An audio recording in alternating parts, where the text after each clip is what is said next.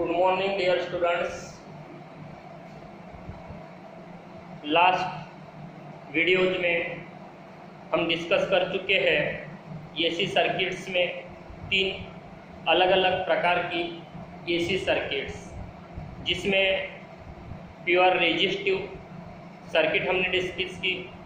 उसके बाद हमने प्योर इंडक्टिव सर्किट डिस्कस किया हुआ है और उसके बाद हमने प्योर कैपेसिटिव सर्किट डिस्कस किया है।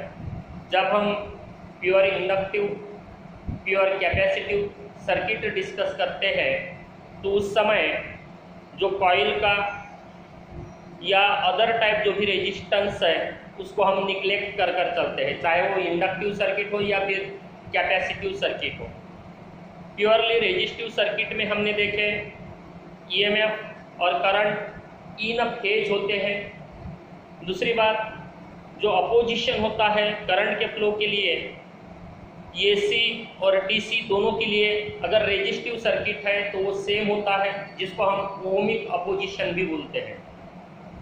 जहाँ तक इंडक्टिव और कैपेसिटिव सर्किट का सवाल है, यहाँ हम रेजिस्टेंस को निग्लेक्ट कर चलते हैं, तो जो भी ओमिक अपोजिशन है उसे हम यहाँ कंसिडर नहीं कर रहे हैं। समझो, हम यहाँ देखते हैं कि जो भी करंट के लिए अपोजिशन है दैट इज फ्रीक्वेंसी डिपेंडेंट। आप अगर रिकॉल करोगे तो इंडक्टिव सर्किट में ये जो फ्रीक्वेंसी डिपेंडेंट अपोजिशन है एक्सेल से जिसे हम डिनोट करते हैं, it is directly proportional to frequency. DC के लिए फ्रीक्वेंसी नहीं होती, जीरो होती है, तो इसका अपोजिशन डीसी के लिए जीरो होता है। बाकी जैसे जैसे एसी की फ्रीक्वेंसी बढ़ते जाती है ये frequency dependent opposition inductive circuit में बढ़ते जाता है। जहाँ तक ईएमएफ और करंट का सवाल है, यहाँ फेज डिफरेंस होता है 90 डिग्री का।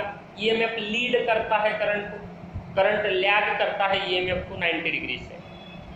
कैपेसिटिव सर्किट की अगर बात करें तो यहाँ भी जो अपोजिशन है वो फ्रीक्वेंसी डिपेंडेंट होता है, लेकिन डीसी के लिए इनफाइनाइट होता है क्योंकि फ्रीक्वेंसी के साथ ये इनवर्सली प्रोपोर्शनल होता है। इसको एक्स सफिक्स सी से हम डिनोट करते हैं। यहाँ जैसे जैसे एसी की फ्रीक्वेंसी बढ़ते जाती है ये अपोजिशन कम होता है। जहाँ तक दोनों अपोजिशन का सवाल है, एक्सएल और एक्ससी, ये एक दूसरे के अपोजिट होते हैं, मतलब एक फ्रीक्वेंसी के अनुसार बढ़ता है, दूसरा फ्रीक्वेंसी के अनुसार घटता है। बाकी दोनों फ्रीक्वेंसी डिपेंडेंट है और इन्हें रिएक्टेंस कहा जाता है। Inductive reactance x suffix L जो कि ओमेगा एल से बताया जाता है, और कैपेसिटिव रिएक्टेंस जो कि एक्स सफिक्स सी जो कि 1/ओमेगा सी से दिया जाता है। अब हम ऐसे सर्किट को डिस्कस करने जा रहे हैं जहां ये तीनों इलेक्ट्रॉनिक बेसिक कंपोनेंट्स एक साथ हो, तो वहां का जो अपोजिशन है वो ओमिक भी रहेगा, मतलब प्योरली रेजिस्टिव सर्किट वाला जो होता है वो भी रहेगा। उसके साथ साथ यहाँ फ्रीक्वेंसी पे डिपेंड करने वाला जो रिएक्टेंस होता है वो भी रहेगा। और फिर ये दोनों का जो कंबाइंड इफेक्ट होता है प्योरली रेजिस्टिव और इंडक्टिव और कैपेसिटिव में अपीयर होने वाला फ्रीक्वेंसी डिपेंडेंट, ये कंबाइंड इफेक्ट को कहा जाता है इम्पीडेंस। और इस एसी सर्किट में इम्पीडेंस का जो रेसिप्रोकल होता है, जैसे हम रेजिस्टेंस का रेसिप्रोकल बोलते हैं कंडक्टेंस, उसी प्रकार इम्पीडेंस का जो रेसिप्रोकल होता है उसको एडमिटेंस कहा जाता है। जहाँ तक डिफाइन करने का सवाल है वही डेफिनेशन अप्लीकेबल यहाँ भी है।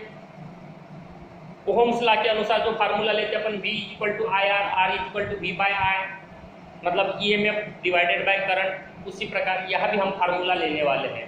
तो चलो हम डिस्कस करते हैं इम्पीडेंस के फार्मूले के लिए सीरीज LCR सर्किट। तो यहाँ जो डायग्राम बनाया है मैंने, यह है प्योर इंडक्टर निग्लिजिबल जिसका रेजिस्टेंस होता है, यह है कैपेसिटर C जिसका कैपेसिटेंस C है, और ये प्योर रेजिस्टेंस है R। हमें पता है करंट और ईएमएफ में 90 डिग्री का फेज डिफरेंस होता है, इसलिए डायग्राम में मैंने इस प्रकार से बताया है। इंडक्टर के लिए जहां ईएमएफ लीड करता है, यहाँ कैपेसिटर में ईएमएफ लैग करता है, तो ये इस प्रकार से हो गया। और रेजिस्टिव सर्किट में दोनों के बीच में फेज डिफरेंस नहीं होता, तो इसको अपन इस प्रकार से बताएंगे। जहां तक सीरीज कॉम्बिनेशन का सवाल है, तीनों में से सेम टाइप का करंट फ्लो होगा, मतलब एम्पलीट्यूड और फेज में वो सेम अपीयर होगा तीनों में से। Let that is denoted by I is equal to I0 sine omega T. समझो ये करंट हम बता रहे हैं जो तीनों में से फ्लो हो रहा है और ये सेम रहेगा।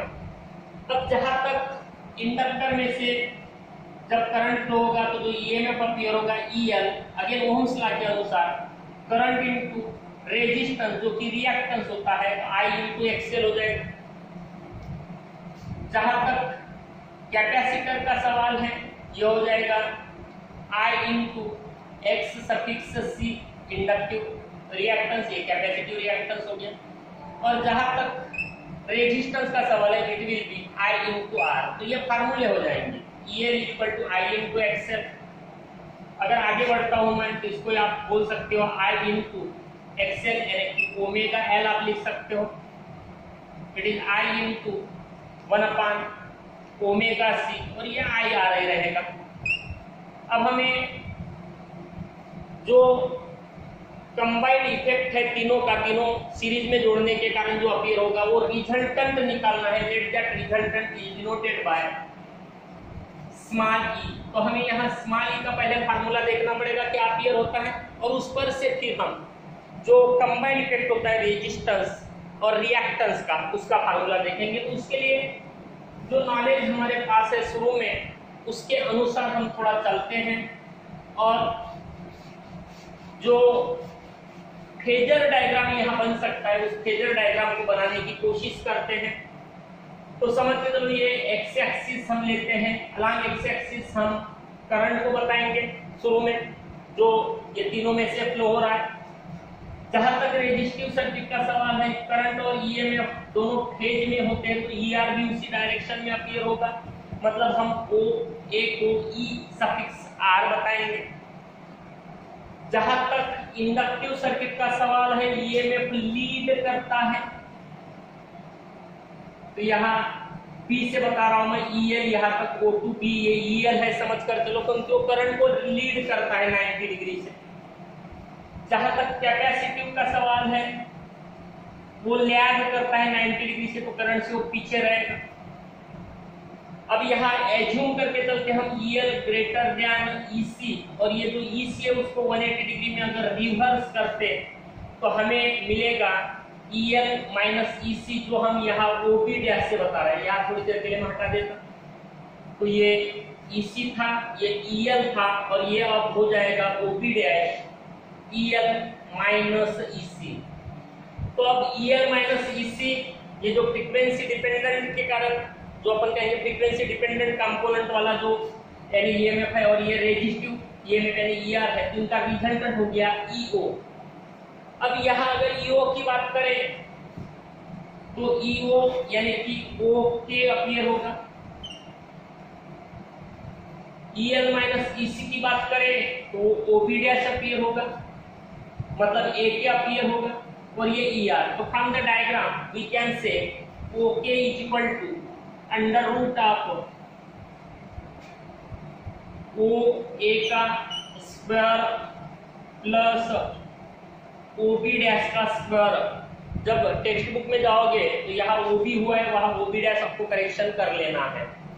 जहां तक OK का सवाल है इट इज E0 नहीं है E है वो actually resultant it is E under root of OA यानी कि ER स्क्वायर और वो हो जाएगा EL माइनस EC का होल स्क्वायर।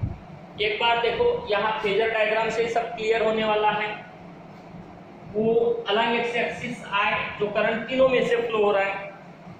ईएमएफ और करंट रेजिस्टेंस में एक ही यानी फेज में होते हैं इसलिए ER यानी कि OS से हम बता रहे हैं। इंडक्टिव सर्किट के लिए वो OB हो जाएगा EL क्योंकि वो 90 डिग्री से आगे रहता है और ये OC हो जाएगा EC जो कि 90 डिग्री से करंट से पीछे रहता है और ये रिजल्टेंट हो गया।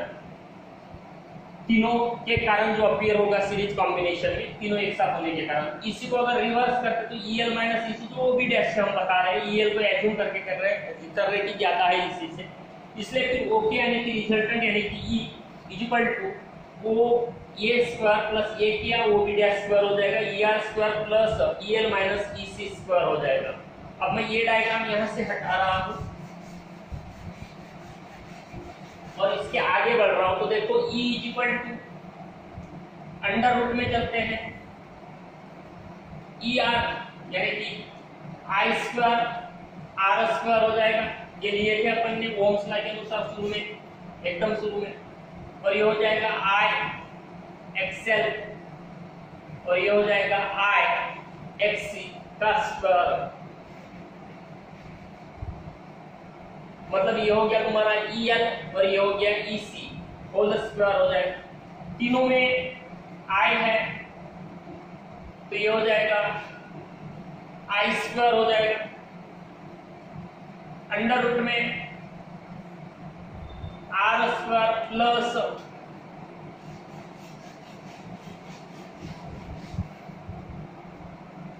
एक्सएल माइनस एक्ससी का होल स्क्वायर हो जाएगा। आई स्क्वायर में से मतलब आई बाहर निकलेगा and therefore now E by I under root of R square plus XL minus XC whole square appear होगा। और ये ratio of the EMF to the current जो अपीयर हो रहा है उसको हम इन जनरल रिएक्टेंस या रेजिस्टेंस यहाँ उसको कहा जाएगा इम्पीडेंस, जो कि डिनोट किया जाता है Z से। And therefore Z equal to under root of R square plus XL minus XC whole square हो जाएगा। This is formula for the impedance whenever all three components are connected in a series, and it is ohmic as well as frequency dependent, that is it is the combination of resistance and reactance, और इसका reciprocal जो होता है उसे कहा जाता है admittance. जहां तक फेज डिफरेंस का सवाल है तो tan phi निकाल कर देखो, यहाँ tan phi is equal to opposite यानी कि ये के जो कि हमारा EL माइनस EC था डिवाइडेड बाय OA, ये था E सफिक्स R, ये हो गया IXL minus IXC divided by I into R, I cancel हो गया तो आपको मिलेगा XL minus XC divided by R। This is formula for the phase difference, that is tan phi बोलो या phi is equal to tan inverse XL minus XC। अब थोड़ी different cases यहाँ डिस्कस कर लेते हैं। समझो अगर XL is equal to XC है, मतलब inductive reactance is equal to capacitive reactance, in that case tan phi will be 0 and phi is equal to 0, that is there is no phase difference between the current and EMF, that means though capacitor and inductor is there, the circuit will behave as the resistive circuit। अगर XL greater than XC है तो tan phi की value positive आ जाएगी। In this case EMF leads the current, और circuit में अपन ये कह सकते हैं इंडक्टिव डोमिनेटेड सर्किट रहेगी, मतलब इंडक्टिव नेचर ज्यादा रहेगा सर्किट का। वही अगर XL लेस देन XC है तो tan phi नेगेटिव आएगा, EMF लैग करेगा करंट से, circuit will behave like capacitive circuit, that means capacitive dominated circuit कहा जाएगा। जो फेजर डायग्राम था उसी से इंपीडेंस ट्रायंगल भी बनाया जा सकता है, तो आप ये टेक्स्ट बुक में से पढ़ोगे तो फेजर डायग्राम अगर ध्यान में आ गया तो इंपीडेंस ट्रायंगल भी आपके ध्यान में आ जाएगा। तो ये था सीरीज एनसीआर सर्किट, जहां हम देखे हैं कि रेजिस्टेंस भी होता है, रिएक्टेंस भी होता है, मतलब फ्रीक्वेंसी इंडिपेंडेंट वाला अपोजिशन भी होता है, फ्रीक्वेंसी डिपेंडेंट वाला भी अपोजिशन होता है, और इसे कहा जाता है इम्पीडेंस। मीनिंग वही है, जहां तक डेफिनेशन का सवाल है वही लिया गया है ओम्स लॉ से, it is EMF divided by the current. Okay, see you in the next video, bye.